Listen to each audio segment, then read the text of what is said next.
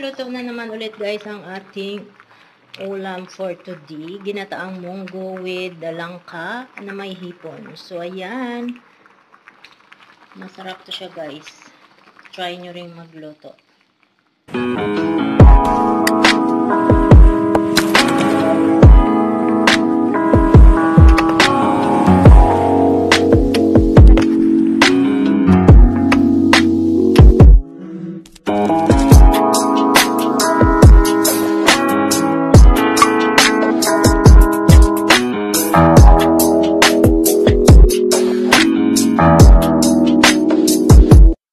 Welcome back again sa ating channel. For today's video, magluluto tayo ng ginataang langka with munggo. So, lagyan natin siya ng hipon at ang lupo. Alam niyo yung lupo. Di ko alam kung anong Tagalog ng lupo. So, ito yung ating langka guys. Fresh na fresh yan. Pero hindi langka na katulad sa atin guys. So, ayan. Pero okay na rin to. Parang langka din. Langka naman to talaga. Ano ba talaga? So, ayan, hihiwaan natin to guys. So, hi guys! Welcome again sa ating channel. So, Kitalans Vlog. Follow nyo ako and subscribe. So, for today's video, magluluto tayo ng ginataang langka with munggo. So, ito ang ating langka. Nakikita nyo ba yan? So, binili ko yan $3.60. So, fresh pa naman siya. Kahapon lang ito guys nahiwa. So, syempre nilagay natin sa rep at syempre nag-iba na ang kulay, 'di ba? Pero hindi naman siyang halatang ano, 'di ba? So, ayan. So, tara guys, hiwain natin 'to. Samahan niyo na naman ako dito sa aking pagluluto. Ayan. Hiwain ko lang 'to siya guys, maninipis para mabilis siyang lumambot.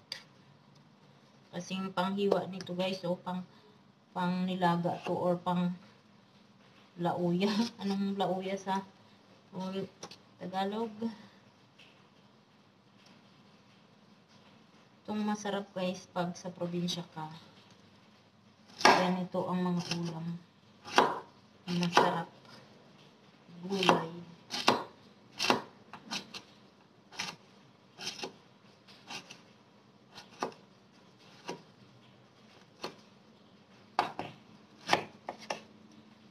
Tatanggalin natin itong mga ano niya guys kasi mapait yan.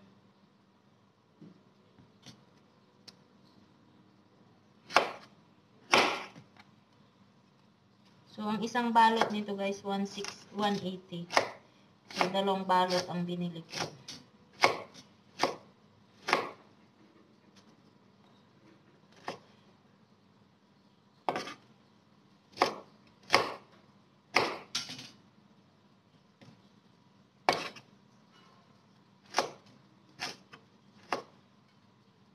So, ganyan ang gawin natin sa langka. Para mabilis siya guys lumambot. Diba?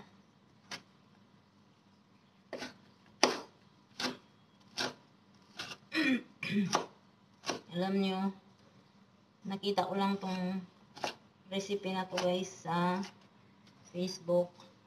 So, sabi ko, masarap kumain ng langka na may munggo with ginataan.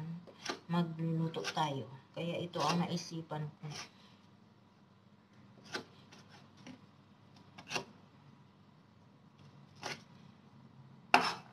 So, ayan, tama na yan para merong tidbits. Tidbits.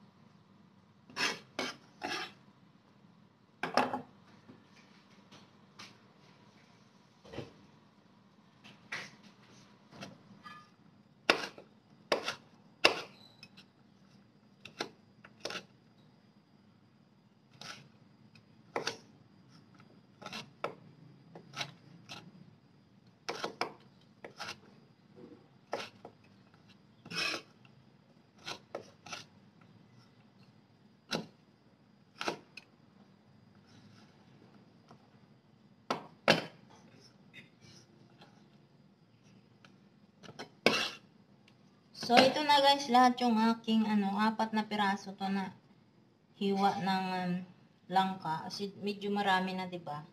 So, meron pa akong natira, 4 din. Kasi 2 supot ang nabili ko.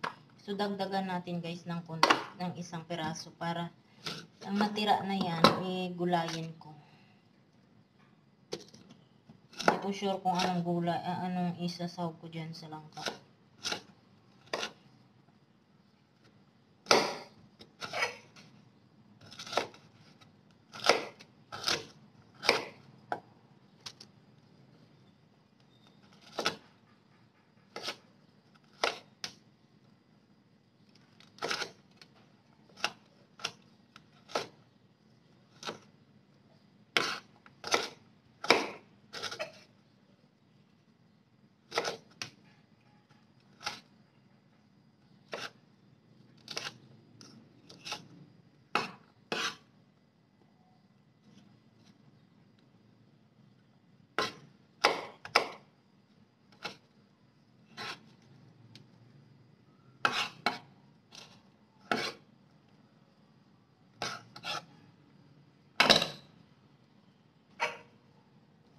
So, itong ating natira.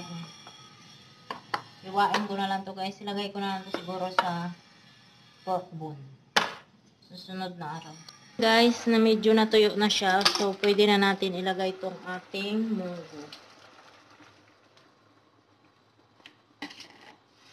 So, pakuluin natin ulit to. Saka natin ilagay ang hipon at timplahan. Sunod natin yung ating gulay na lupo.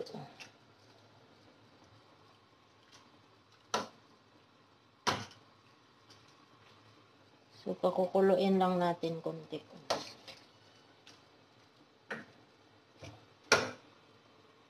Saka natin timplahan. So, medyo konti lang yung sabaw niya. Dagdagan ko na lang guys. Ayan. So, pakuluin natin. Tapos, timplahan. Konti lang yung munggo ko na nilagay.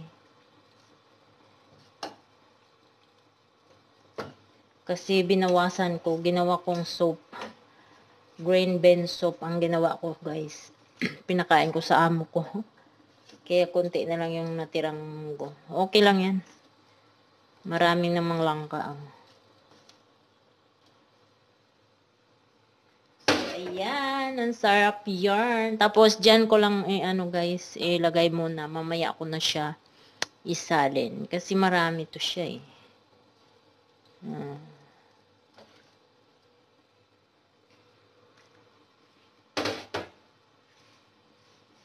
So, pakuluin natin na mga 5 minutes. Guys, kumukulo na. Nilagyan ko na to guys ng asin at bitchin. Siyempre, masarap na to.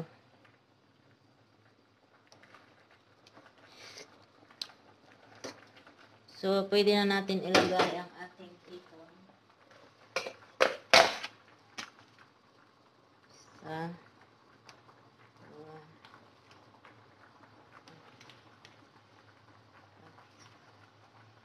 Lima. Anim. Ito. Itong piraso lang guys. Ito lang naman siguro ang tao doon. Charot.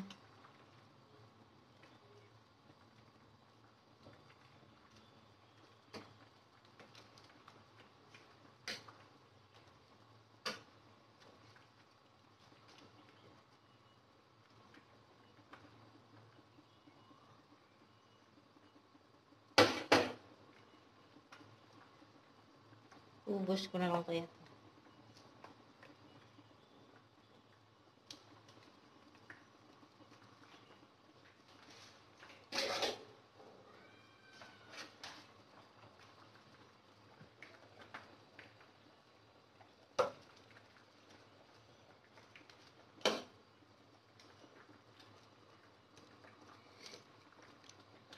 So, kulang ang asin. Dagdagan natin. Lagyan pala natin ng white pepper. At syempre asin.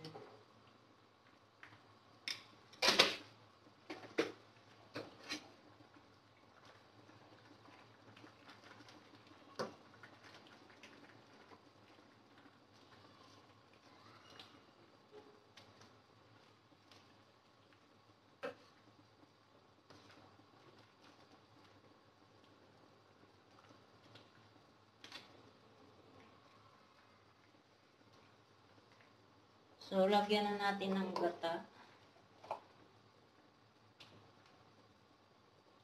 Simutin lang natin to guys, sayang.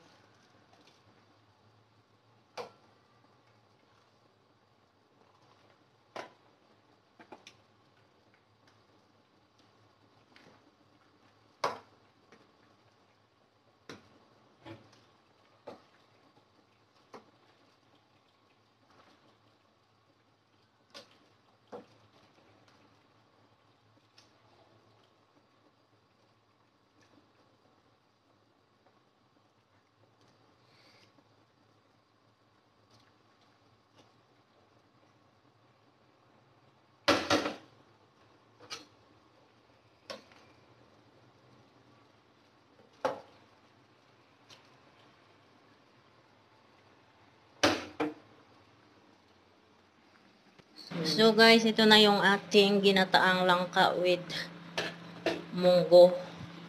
So, natimpla na to guys. Masarap na. Syempre, ako yan. Charot. So, nilagay ko na yung gata at saka yung lupo guys. Hindi ko na lang ipinakita kasi ganun lang naman. Mabilis lang naman itong gawin. Easy lang to guys. Kaya, kayang-kanya yun nung gawin to. Charot. Sa mga taga Iloilo, ganito laging mga ulam nila, mga Ilonggo. So, ayan, pwede na natin patayin guys, kasi luto na. Diba? So, ayan. So, hanggang dito naman ulit ang ating video. Maraming salamat. Please don't forget to subscribe my channel, Kitalans Vlog. At follow nyo na rin ako sa aking Facebook page, Kitalans Vlog. So, yun guys. Maraming salamat. Hanggang sa muli. Paalam.